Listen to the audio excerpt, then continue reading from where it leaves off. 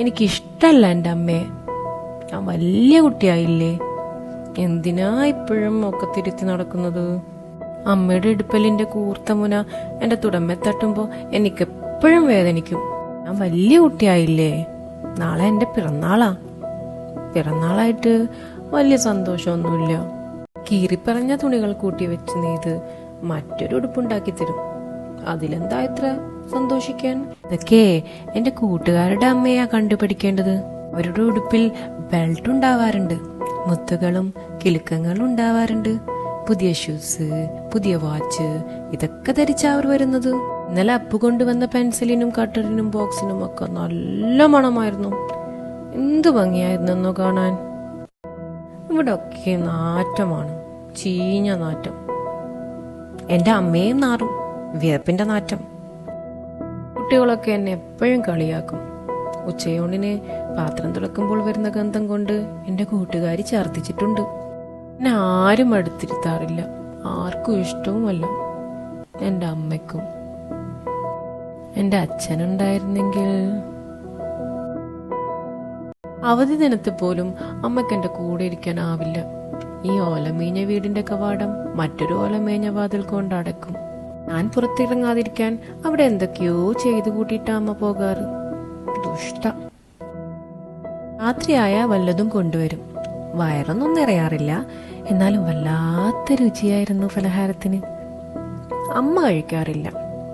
ഈ അമ്മയ്ക്കെന്താ, വിശക്കാറൊന്നുമില്ലേ? അമ്മയുടെ കൂടെ ഉറങ്ങാൻ എനിക്ക് ഇഷ്ടമല്ല. എന്നെ കെട്ടിപ്പിടിച്ചാ കിടക്കാറ്. തറയിൽ വിരിച്ച ഓലപ്പായയിൽ കയറി വരുന്ന ഉറുമ്പിന്റെ കടി മാത്രമല്ല, എന്റെ കവിൽത്തടങ്ങൾ എപ്പോഴും വെള്ളത്തുള്ളി കൊണ്ട് നനയും. ദിവസവും മഴ പെയ്യോ? ഈ മഴ തോരാറില്ലേ? നാളെ മുതൽ സ്കൂളിൽ ഉച്ചക്കഞ്ഞി കൊടുക്കത്രേ. ഇനി എനിക്ക് എല്ലാ ദിവസവും സ്കൂളിൽ പോണം. അമ്മയുടെ ഒക്കെ തിരുന്നു പോകാൻ എനിക്ക് ഇഷ്ടമല്ല. ഒരു ചെരുപ്പ് വാങ്ങി തന്നാ ഞാൻ തന്നെ നടന്നു പോയില്ലേ? എന്നെ ആര് സ്നേഹിക്കുന്നത് ഇഷ്ടമല്ല.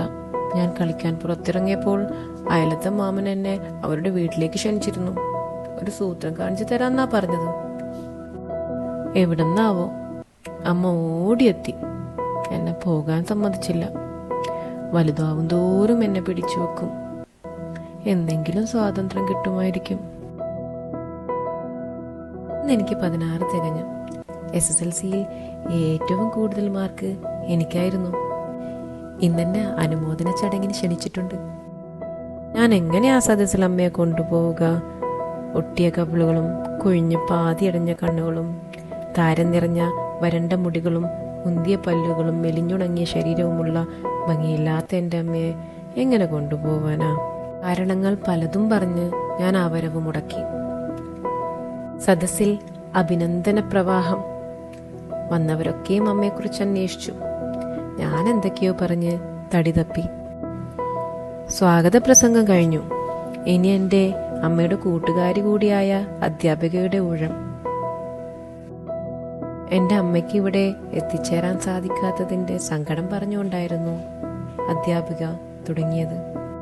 അവരുടെ വാക്കുകൾ ഇങ്ങനെയായിരുന്നു: ആ അമ്മയുടെ ത്യാഗത്തിന്റെ ഒരു അംശം പറഞ്ഞില്ലെങ്കിൽ ഈ സദസ്സ് ധന്യമാവില്ല.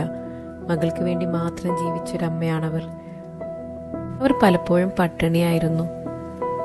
അവരുടെ ബാല്യകാലത്ത് നേരിടേണ്ടി വന്ന പ്രതിസന്ധികൾ, സാമൂഹികപരമായ അരക്ഷിതാവസ്ഥകൾ ഒക്കെയും സ്വാധീനിച്ചിട്ടുണ്ടായിരുന്നു. ഉദരത്തിലെ 9ാം മാസത്തിൽ ഉപേക്ഷിച്ചു പോയ അച്ഛൻ, അവരുടെ ഈ ലോകത്തോടുള്ള ഭയം ഒരുപക്ഷെ അവരുടെ ജീവിതാനുഭവങ്ങളിൽ നിന്ന് ഉടലെടുത്തതാവാം. ഓരോ വാക്കുകളും എൻ്റെ ചെവിയിൽ തുളച്ചു കയറി. ഭൂമി പിളർന്ന് താഴോട്ട് പോയ പോലെ തോന്നി. വാക്കുകൾ പൂർത്തിയാക്കാൻ നിൽക്കാതെ ഞാൻ എൻ്റെ അമ്മയുടെ അടുത്തേക്ക് ഓടി. പലപ്പോഴും പട്ടിണിയായിരുന്ന എൻ്റെ അമ്മയെ, എനിക്ക് വേണ്ടി രാപ്പകൽ ചോര നീരാക്കിയ എൻ്റെ അമ്മയെ ഞാൻ വാരിപ്പുണർന്നു. ആ വിയർപ്പിന് സൗരഭ്യമാണെന്നും ആ എല്ലുകൾക്ക് ഇരുമ്പഴികളേക്കാൾ ശക്തിയുണ്ടെന്നും ഞാൻ തിരിച്ചറിയാൻ അല്പം വൈകി.